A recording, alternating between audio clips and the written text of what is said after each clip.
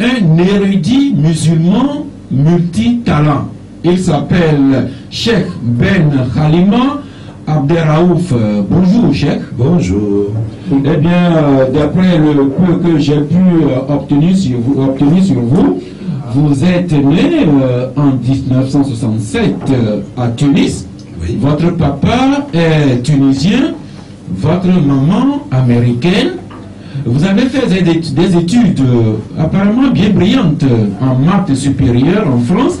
Vous avez également étudié à l'École nationale pour la statistique et l'administration économique, qui est un organe de l'INSEE, une institution de référence en France.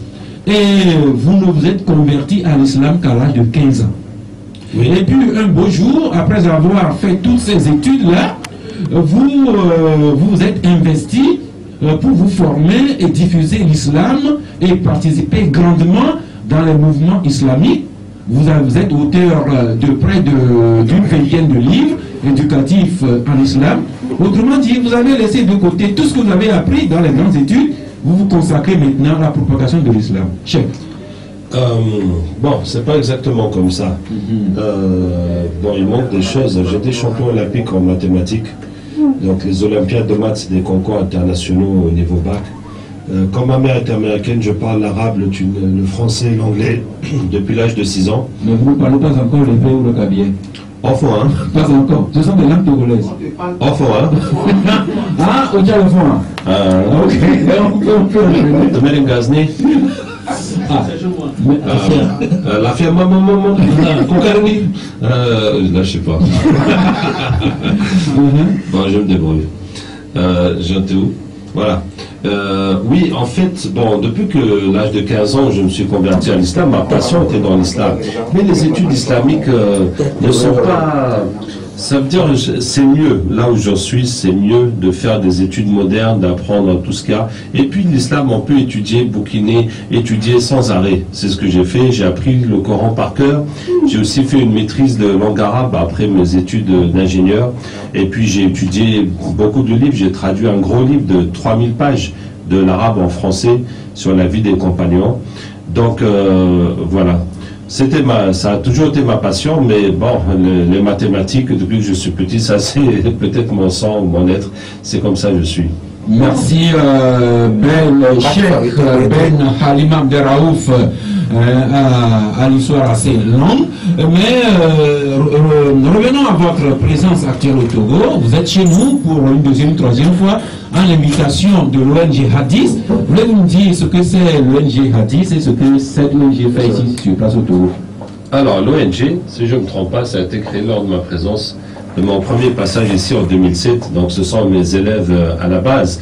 Bon, nous avons notre grande activité, tu sais, les désenvoûtements, ces choses-là. Pas plus tard que ce matin, on était dans une école où les filles tombaient en pagaille. Donc c'est les prières pour aider les gens. Ça c'est quand même notre activité centrale. Mais nous en avons plusieurs autres. Il y a les livres, comme vous avez mentionné.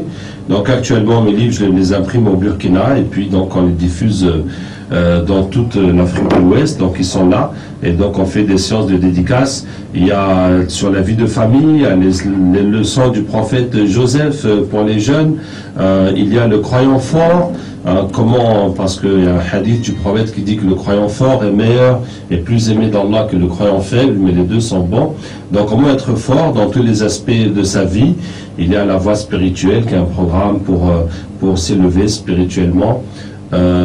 Voici les livres, et donc il y a aussi la ruqya, bien sûr, ça c'est les traitements par les prières.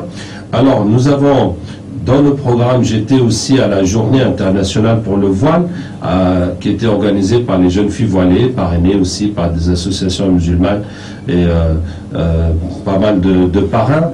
Donc pour encourager, pour expliquer le sens du voile, lever les préjugés et expliquer l'historique de l'islam, comment depuis le début de l'islam, la place que l'islam accordait à la femme, les injustices qu'il a réparées. Et puis c'est en tout dernier lieu, suite à une calomnie qu'il y a eu contre l'épouse du prophète sallallahu alayhi wa sallam, bon, la favorite de ses épouses, parce qu'il en avait 9 quand même. Hein. Et suite à ça, il y a eu l'ordre du voile, donc c'était pour protéger encore la femme contre ces mauvaises paroles, contre ces rumeurs, pour pas qu'on la voie comme un objet comme ça de désir, mais qu'elle soit respectée. Et nous avons aussi une journée d'activité où il y a d'abord l'apprentissage de la lecture de la langue arabe. Donc c'est une méthode que j'ai développée depuis assez longtemps et qui est très efficace pour apprendre l'arabe. Donc le challenge, c'est que, Inch'Allah, je vais prendre des gens à 8 h du matin qui ne connaissent pas une lettre d'arabe, et avant le soir, il faut qu'ils puissent être capables de lire le Coran. Mon cher, c'est pas un canular.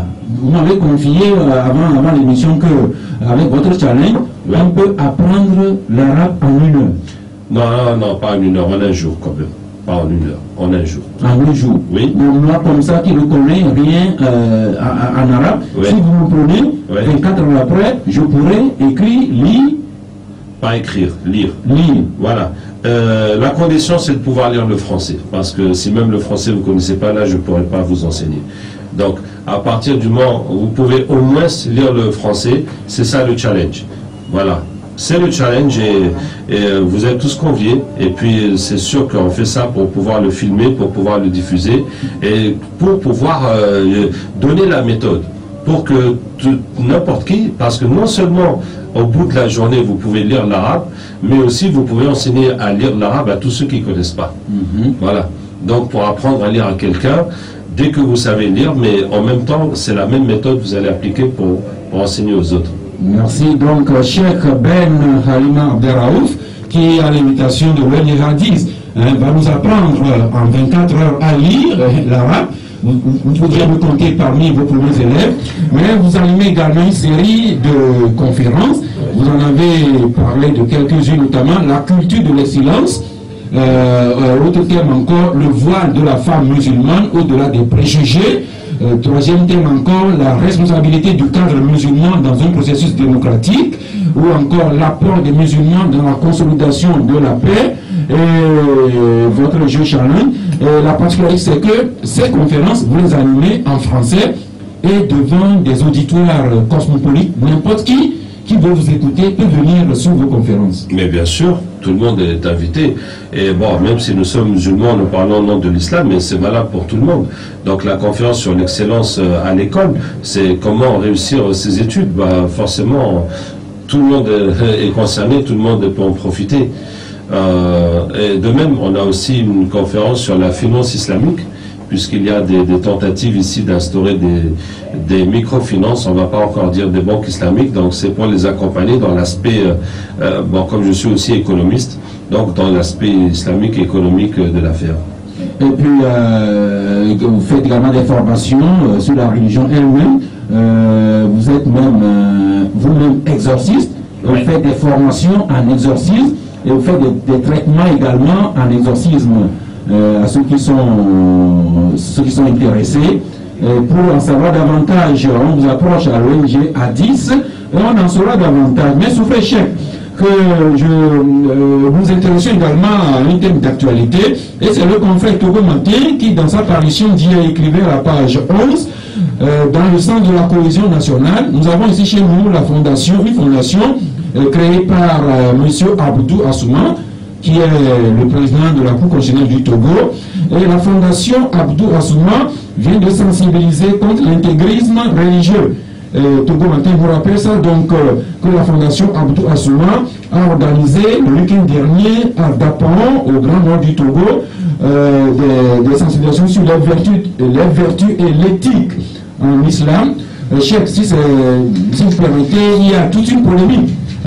L'islam, l'intégrisme en islam, l'islam qui est associé à des actes de terrorisme dans tous les sens. Alors vous, érudits musulmans, qu'est-ce que vous pouvez nous dire sur ce problème-là, l'islam et tout le procès qu'on fait à l'islam ou bien aux musulmans d'être adeptes de la violence?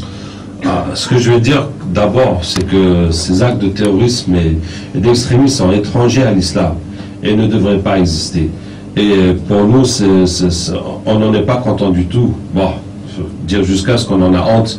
Mais en tout cas, nous sommes contre. Et de toute façon, subhanallah, ça veut dire que Daesh, par exemple, hein, il n'y a pas un savant au monde, un théologien islamique au monde qui ait cautionné ça.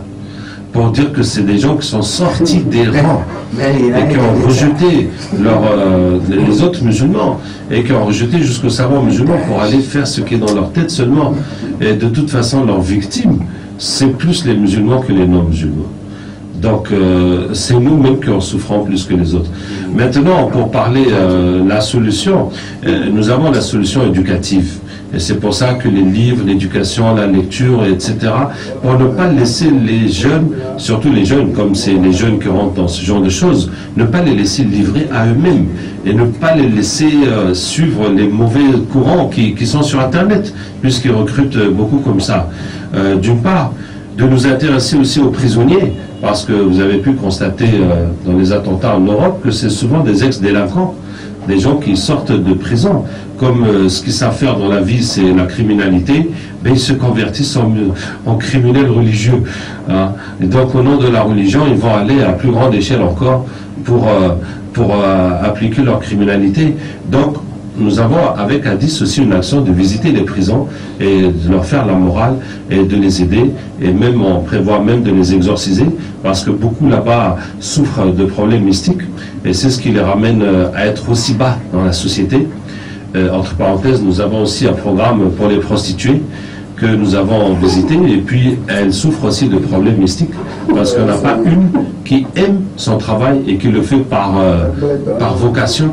Hein. Au contraire, elles essaient toujours de ramasser un peu d'argent pour s'en sortir, mais chaque fois ça se gâte et elles reviennent au point de départ. Donc on les traite, on prie pour elles et on leur offre le traitement gratuit pour qu'elles puissent s'en sortir. Alors, je vous dis que la solution que je préconise, c'est l'éducation. Et puis, deuxièmement, il faut que nous, les musulmans, nous fassions l'ordre dans nos rangs. Notamment, tous les prédicateurs qui ont tendance à critiquer les autres ou à monter, à être subversifs, monter les gens les uns contre les autres, nous devons les interdire dans nos mosquées. Nous ne pouvons pas laisser ce genre de gens proliférer et puis ramasser du monde. Malheureusement, la faiblesse humaine, ou je ne sais pas trop comment expliquer ça, aime les discours radicaux. Les discours radicaux, et quand vous arrivez dans une population où il y a du désespoir, où il y a du mécontentement, celui qui est là, qui pourra les enflammer, leur désigner des cibles, des responsables qui sont faux, et vous allez trouver qu'il a des suiveurs. Et que les gens vont penser que c'est lui le vrai leader, c'est lui qui peut vraiment, et celui qui va leur parler avec sagesse, avec douceur, ils vont penser que lui c'est un faux type. Bon. Donc, merci Cheikh Ben Halima Abderraouf. J'apprends que vous êtes à nos côtés au Togo jusqu'à la fin du mois de février. Ceux qui sont intéressés, qui veulent en savoir davantage, on va à l'ONG Addis, quelque part en face du collège protestant, on en saura davantage. Et Cheikh, votre voisin de gauche, c'est El Hadj Sam Teterou Anas Djobo. Eh bien, El Hadj, c'est vous que le club de la presse se charge de dire notre gratitude à notre invité, Cheikh.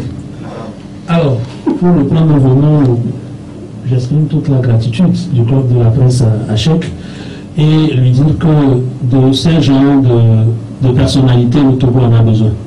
Le Togo en a besoin justement parce qu'il a abordé un dernier aspect dans son intervention. Il parle des prédicateurs qui promettent des discours parfois pour monter tel contre tel, pour monter les gens contre les autres. Au profit des circonstances de différence. Voilà. Donc moi je pense que c'est un appel sérieux qu'il est en train de lancer. Et à travers tout ce qu'il a dit, même les prédicateurs, si on nous écoute, ils doivent savoir que leur rôle n'est pas celui d'enfermer, mais celui de mettre du bémol, de rapprocher les populations les uns contre les uns envers les autres, même si les gens ne sont pas de la même confession religieuse.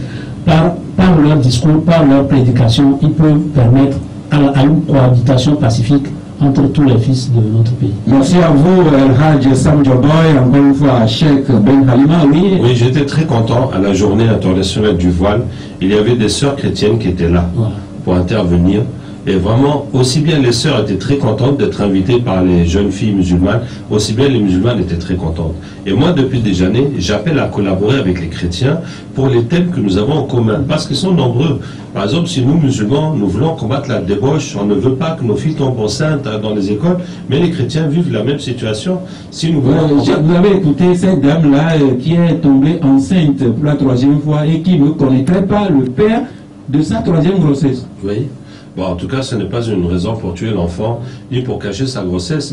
Quand on a fait une faute, on doit se repentir et puis réparer le mal. Et si ceux qui l'ont écouté sont intéressés, voudraient en savoir davantage, pour le contact avec l'ONG Hadith, vous aurez le programme de cette conférence, de ces séances de prière, formation et même séances d'exorcisme pour ceux qui en souffriraient. À côté de Cheikh Ben Halima, les confrères Jeff le Prince, Hajj Anas Teterou, Sam Jobor également, de donner Montosok au Rakna. Et puis nous sommes rejoints par Isidore Tialo Sassoua Kolo. Bonjour Isidore. Bonjour, depuis je suis là, c'est pas maintenant que j'ai arrivé. Merci. Je suis avec beaucoup d'attention le développement du Cheikh. Et la fixation, moi je voulais relever quelque chose, la fixation qu'on fait à ceux qui au port du voile, et je ne sais pas pourquoi c'est aux musulmans qu'on fait ce procès, et puisque les sœurs chrétiennes, les catholiques aussi, les sœurs religieuses portent les voiles, mais peut-être c'est le voile intégral et qui donne l'impression des gens qui se cachent derrière quelque chose. Mais pour le voile, je pense que c'est une prédication même de la Bible que la femme doit avoir, je dis de la Bible, mais de la Sainte Écriture au Coran, que les femmes doivent se couvrir la tête. Pas jusqu'au pied, est-ce que c'est jusqu'au pied ça? Au moins la tête, pour ne pas attirer l'attention ou la convoitise des hommes. Je crois que c'est une... Eh bien, tout ce débat, si on approche la fondation Hadith au Cheikh Ben Halima ou bien d'autres érudits en islam, on en saurait davantage. Ce qui importe pour nous, c'est la liberté de religion, la liberté de foi à chacun, mais que tout cela se fasse sans qu'on n'empiète sur les libertés de l'autre. Mais Cheikh a également insisté sur l'éducation pour corriger les préjugés et professer plutôt le langage ou bien le comportement adéquat. Au niveau laïque, profane dans les États, c'est l'éducation nationale, l'enseignement. Et chez nous aussi au Togo, je ne vous apprends rien, notre système éducatif a des problèmes. La semaine dernière encore, on parlait de grève, et tout porte à croire que cette semaine aussi va rimer avec la grève. Liberté nous le dit. À la page 3, l'aide de l'opposition non plus ne voudrait pas écouter. Oui, justement, c'est pour cela que tout le monde doit faire un effort pour mettre de l'eau dans son vin.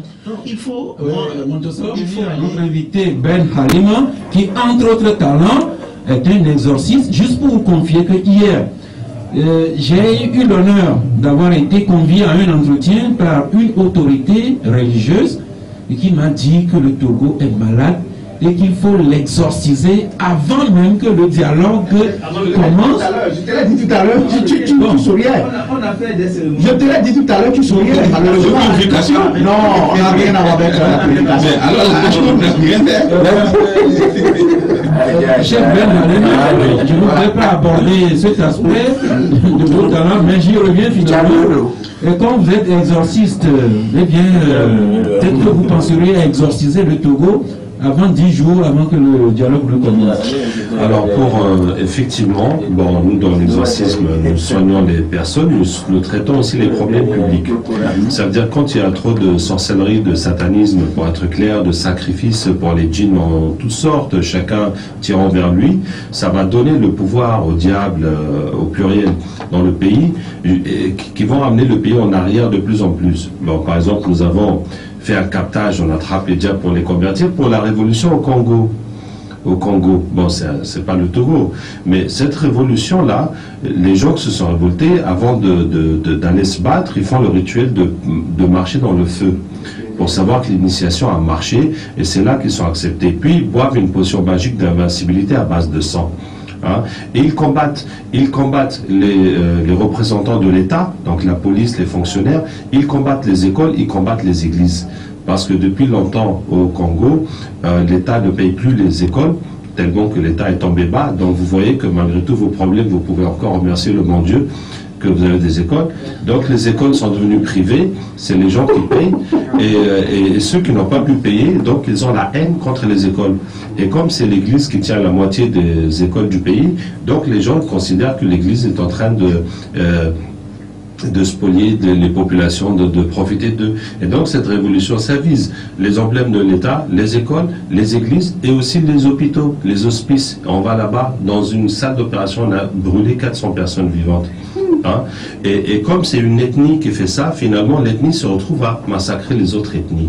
Hein? Et pourquoi je vous dis ça? Parce que, et donc finalement l'objectif c'est quoi? C'est pas de prendre le pouvoir, mais c'est de revenir à l'âge de pierre, de revenir à cette situation où on est des tribus dans la forêt vivant tout nus et puis ne connaissant rien de la civilisation. Donc pourquoi je me dis ça? Parce que l'objectif ultime du diable, c'est ça, c'est de nous ramener à vivre, je dirais même pas comme des animaux, parce qu'ils font aussi le cannibalisme qui n'existe pas chez les animaux, mais pour nous faire perdre notre humanité. Hein? Et donc dans les pays où il y a trop, ça arrive à faire des blocages économiques. Par exemple, j'ai visité une région où le gouverneur nous a reçus dans un autre pays que je ne vais pas citer. Il me dit que le président l'a placé pour exécuter les promesses électorales qui sont la construction d'une route et d'un stade et d'une gare. Et les trois chantiers n'avancent pas parce que quand les gens vont travailler, il y a des gens qui meurent, il y a des choses qui se passent, donc les entreprises fuient et c'est bloqué. Bon, nous sommes allés pour débloquer tout ça. Donc effectivement, je voulais intervenir, vous m'avez donné la parole, en tout cas sur ces problèmes politiques, moi je ne suis pas politicien, j'ai jamais été dans la politique, mais moi j'encourage les populations, chaque individu, à compter sur Dieu et puis sur lui-même, à pas compter sur les politiciens. C'est-à-dire que si toi-même tu n'arrives pas à être honnête, à être intègre, à faire ton travail correctement, et si toi-même tu cherches là où tu es, à être chef ou responsable pour t'en mettre là à la poche, et tu fais pas ton travail correctement, mais tout le pays sera à ton image. Hein, ça sert à rien de te plaindre, parce que n'importe qui viendra, ce sera la même chose. Donc chacun n'a qu'à faire de son mieux, faire de son mieux pour faire avancer le pays. Et au lieu de te dire qu'est-ce que le Togo peut faire pour moi, dis-toi qu'est-ce que toi tu peux faire pour le Togo. Et si chacun y a un effet comme ça, Inch'Allah, on avancera. Merci, c'est heureux d'écouter ça de la bouche de Cheikh Ben Halima Abderraouf, qui est de père tunisien, de mère américaine, qui nous interpelle plutôt que de nous demander ce que le Togo fait pour nous, qu'est-ce que nous faisons pour le Togo. Et Cheikh Ben Halima a encore dit que chacun compte d'abord sur lui-même et sur Dieu, parce que si vous aventurez à compter sur les politiciens, 3 points de suspension. Vos cartons du jour. Ce qu'il a prononcé, parce que nous sommes appelés à dégrossir nos pierres brutes afin de pouvoir rentrer dans le temple qu'il faut construire. Ce temple, c'est notre pays, c'est le Togo, c'est notre environnement, c'est notre... Et ça, parce que aussi longtemps que nous ne comprenons ou nous refusons de comprendre. Mais parce que nous sommes appelés à être des Merci, votre carton vert à Cheikh Ben Halima Abderraouf est enregistré. Je passe. Vous passez, Jeff le Prince. Je vais donner un carton rouge à la TDE qui vraiment doit faire un effort pour donner le maximum aux consommateurs. Activer l'eau des robinets qui est pratiquement rouge, on ne sait pas pourquoi.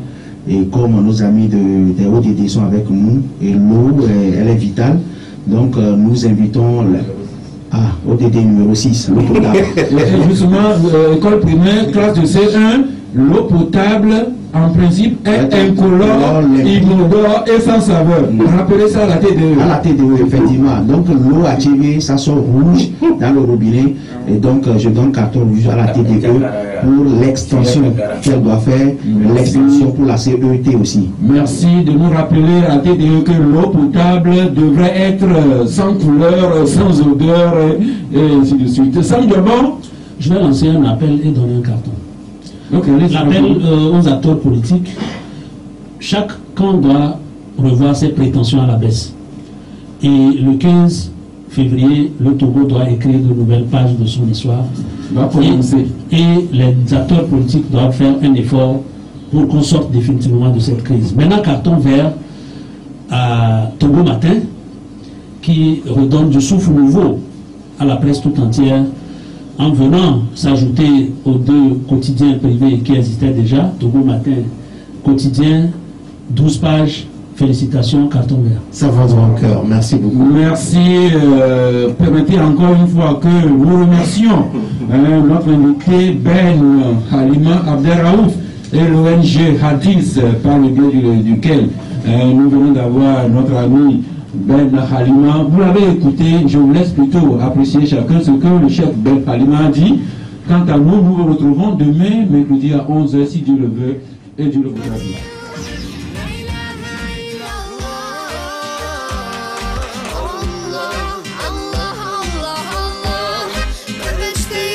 Mutlaka